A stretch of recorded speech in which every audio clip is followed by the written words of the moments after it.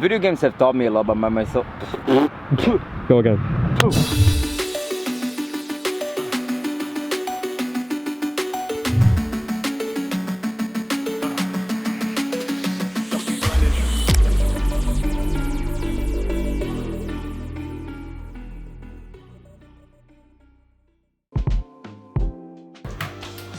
I've had this breakfast for the last maybe 8 years. Same breakfast all the time.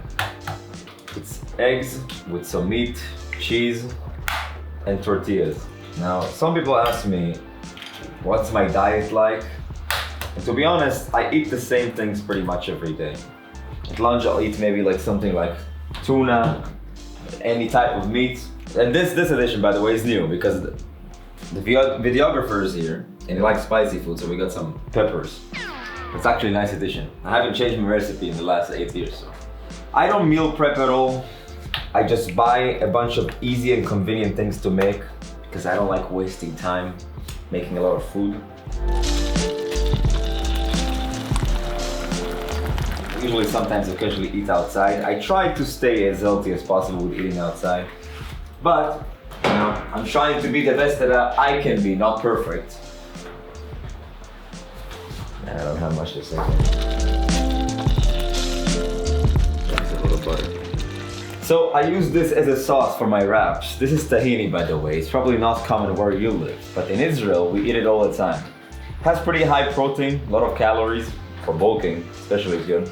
It's made out of sesame oil. I was actually not sure how they make it, but it's very easy to make. I buy made ones, but you can make one on your own. So they sell the quote-unquote solid version of this, and you add water and lemon and spices and all that stuff, so you can make it taste as good as you would like it to be. But as I said, I just prefer buying one because it saves time, and also, in my opinion, it's better than I can make it.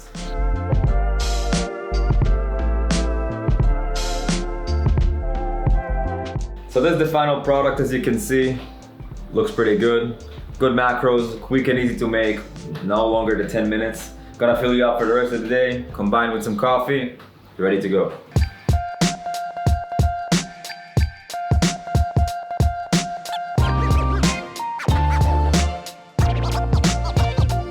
When I am hitting rank 1 through my worldview, my way of playing, and people say, no, you're wrong. Okay, prove you're right. You're gold, so you can prove you're right. So therefore, I must be right. So I'm not going to change my mind when somebody who is less accomplished than me says something.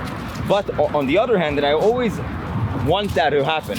Secretly, yeah, I'm saying this secretly. But I want somebody who disagrees with me, who's also super high ranked.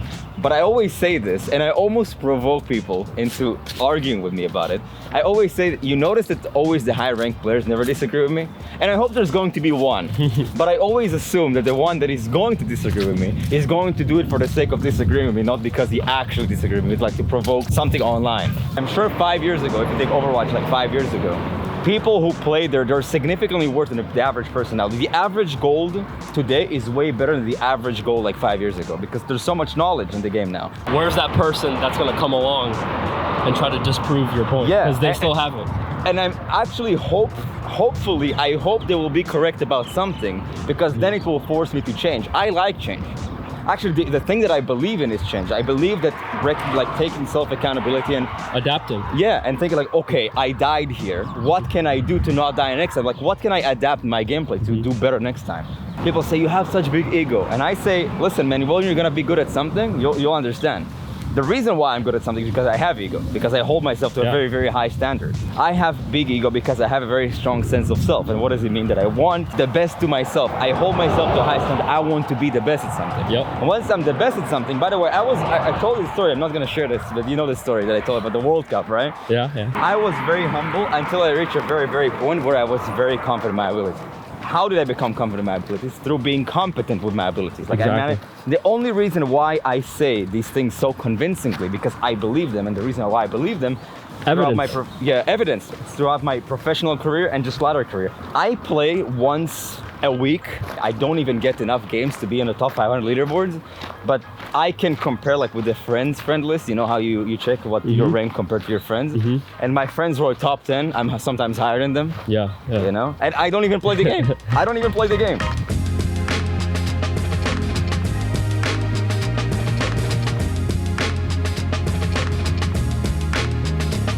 People always associate me with certain people, like the manosphere, the red pill space, whatever it may be. Most of intelligent people do.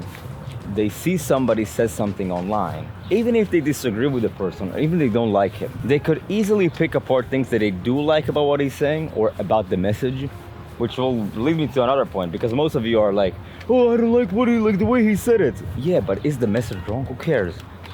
You're like on social media, you want to improve your life, you want to be better. Listen to the message rather than how somebody says it. That's what dumb people do. Like, oh, he said this, he said this. You can easily dismantle somebody's character and you can see, okay, that's not what I don't like about him. Oh, toxic masculinity, this and that. But yeah, maybe he has a point that you should probably live a better, healthier life. You should probably go to the gym. You should probably go for a run. You should probably work harder because you're lazy. You know? You don't have to agree with everything someone says. That makes you an NPC, that makes you a bot. Yeah. There's no way you can ever agree fully with another person. The whole point of critically thinking versus using labels to assign other people to help you cope in understanding the world. Yeah. When in reality, when you want to understand the world, it's not so black and white. There's nuance to everything. You can pick and choose what you like, but you can take out what you don't like. Maybe they're stupid, maybe they're just dumb. A lot of people think that I only follow like one way. I stand by what I believe in, but I am always encouraging free thinking. Like if somebody tells me that's what works for me, I'm like, sure, yeah, I can argue with that. Some people, yeah, awkward, like I don't go to the gym, but I'm fit when I'm swimming. I'm not telling him, yeah, you have to lift weights. No, if you feel like you're fit when you're swimming, well, good for you. I'm not very judgmental about what people do. I think that as long as you do things that are genuinely making you a better person or a better version of yourself, you should do that. But most people think they are better versions of themselves when in reality, they're losers. Yeah, but like, I don't care about social media. If you don't care about social media, what the fuck are you on Twitter all day? Even you disagree with me, I encourage you to build a following so you can spread your message. I would actually love that to happen, because then we have many, many opinions on the internet. But most of y'all follow just like one group of people that only act as an echo chamber on the things that you believe in. To the people who love to criticize all day and say, actually, technically, and like push up their glasses. Absolutely. Yeah. Instead of judging all the time and criticizing all the time, what are you actually doing? It's easy to sit on the sidelines and judge everyone else when you're sitting there not doing anything. Yeah, nothing. Reading some comments give me entertainment. Some are generally funny. It's always the same people.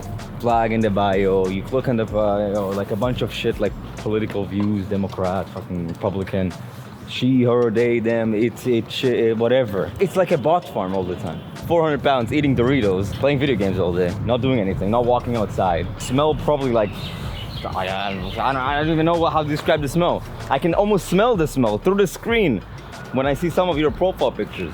It's never like somebody who I would consider normal. It's always the guy at the back of the class that everybody thought was an emo, weird kid that nobody liked. And now they have this little space on the internet where they can coexist together and feel powerful. But in reality, they're very, very weak individually, so they have to operate as a group. It's a Maybach, by the way. I don't know if you saw it. Oh, damn. Yeah. Check out the Maybach, Yeah. the car that you guys will never own. The reason why it's exciting, it's not very common here in Israel to have these cars.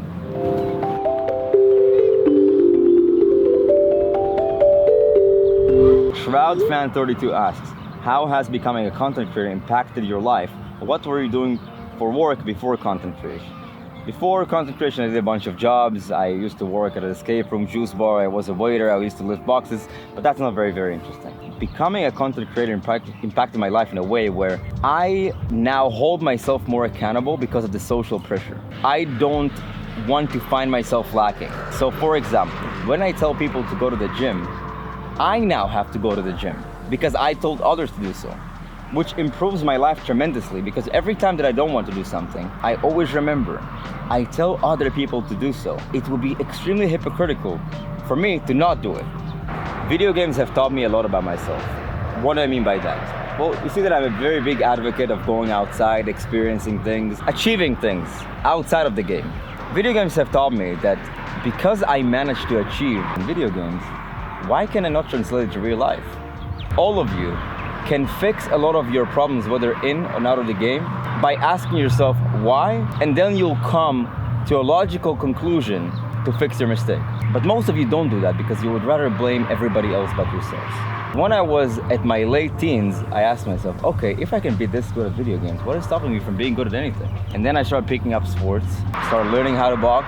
Every time that I lost a fight or I didn't really good at sparring, I was asking myself why. I was asking my coach why.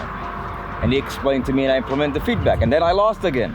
And then I did it again until I eventually improved. And I promise you, with enough hard work and determination and perseverance and learning from your mistakes, you'll be able to achieve most of the things that you desire.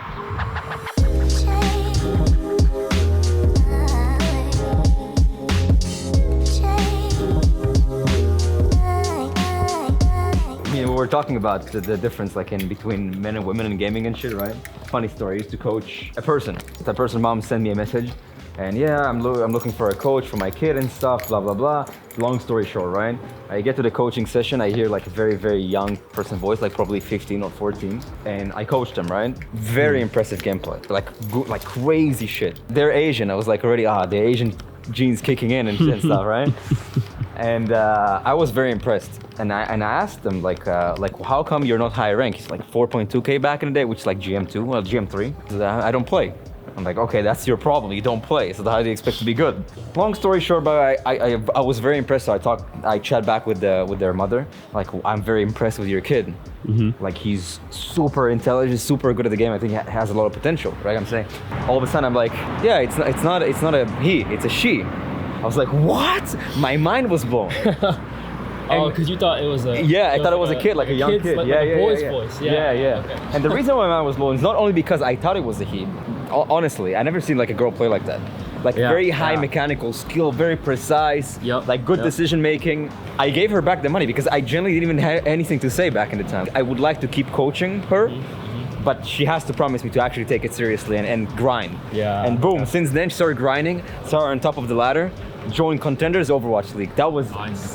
I was mind blown. Hello everyone, hope you guys have had a great week so far. In today's live coaching, we're gonna have 3 people playing. You hit really good shots. I've seen people in GM with worse mechanics than you, Morris. You ideally want to off angle after the fight begins because they're not going to expect it. Not sure. Okay, now when you're low, boom, you see you was covered and didn't die. That's how it works. I like it to shoot Morris because you're sleeping. Cover, Morris, cover. I will tell you when you have your cooldown, you throw it slowly but accurately, okay? Nade. This was not the nade, Paul, this was not the nade. Sleep. When was the last time you used your sleep, Paul? I like that rotation, by the way, it's a good rotation. Sleep slowly. That was good, really good, nice. Nade slowly, nice. Damage, follow up with that, that was a good nade, good nade. That was really good at the end, except the last 2 cooldowns. The rest was very, very good. So usually what I'll do, I'm gonna warm up with 45 kilos. I'm gonna do 2 sets because we're super short on time. I'm warming up with 45 and we're gonna do 2 full sets. I usually do 95 kilos, but don't feel very well, so probably gonna do 75. This is just a warm up. Slow and controlled form.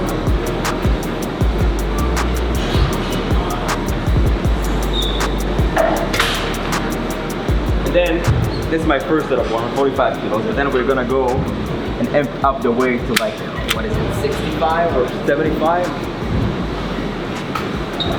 And do 2 more reps just to warm up, to feel the weight.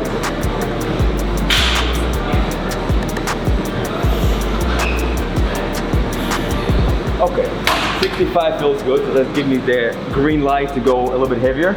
My working set today is gonna be 75 kilos. Usually I'll do like 95 or 85, but as I said, we're a little bit short on time, and I'm doing short sets and also my wrist set.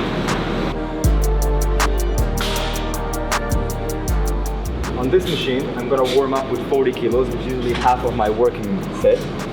And then when the working set starts, I'm gonna amp up to I think 82. I do 82 on this machine. That's pretty heavy. I'm gonna work our upper chest, so of course when I go back, I'm gonna try to touch with my elbows towards my back or behind my back. I'm gonna try to force them to touch. That is gonna activate all of the upper back muscles. So this is how it's going to look like. I won't use the wraps here because it's not very heavy.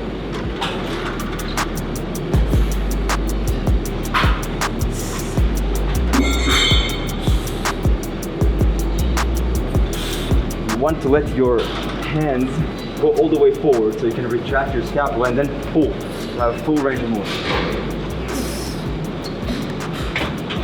Now we're gonna amp up the weight. Okay, so this is gonna be the working set. I start off with 82 kilos, which is pretty heavy even for me. But I'm gonna try to focus on form until I can no longer move the weight. And you're probably asking why I'm using wraps. Because the weight is a little bit too difficult for me to even hold on. I'm not a very big guy.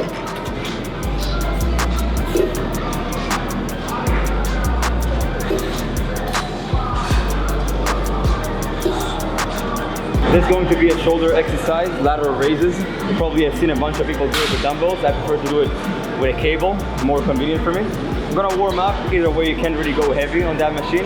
Probably gonna use no weight. What we're gonna do, we're gonna put the cable behind our backs. We're gonna pull it like this.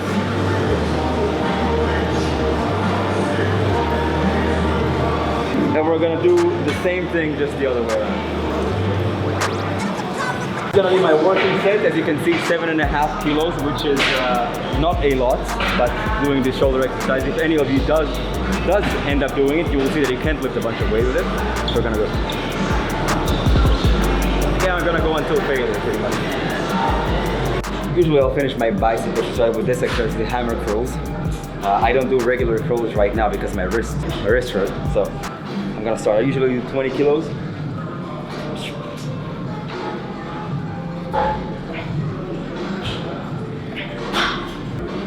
Until I can no longer move my hands, and then I'll stop.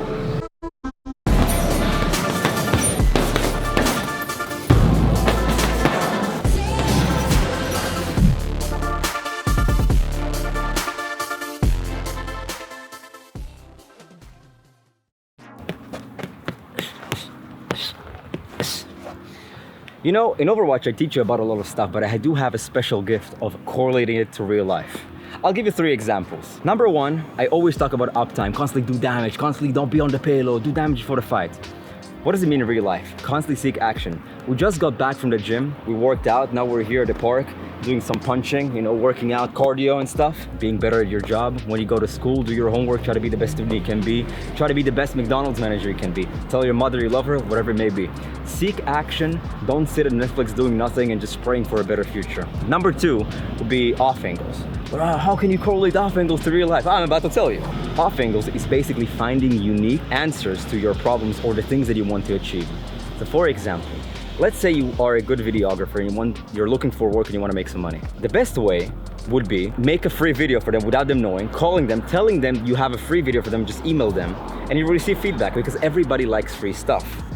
And if you're very good at what you do, you're very likely to land a job. What most people do is they're calling, hey guys, would you like a free promo video?